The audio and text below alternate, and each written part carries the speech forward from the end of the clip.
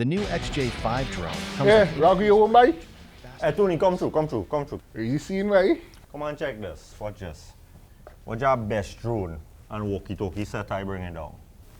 As soon as they reach in customs, go down and clear them.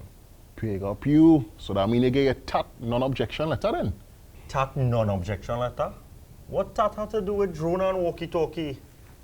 Where's that horse? All I had to do is pay my custom charges and I go in and collect my things. No, brother.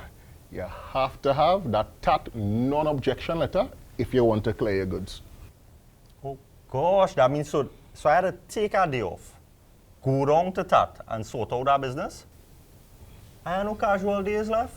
No, brother. It's 2024. All you have to do is go on TATT website and click our services and everything righty. You could even pay online too. And they will email you once they get through. Papa Laps? I didn't know that now. Yeah, but I hear a lot of people going on by customs without that non-objection letter and they gain blank. Straight back to TATT. Real embarrassment thing. You save me from looking dotish in customs, you know. Me? Save you from looking dotish?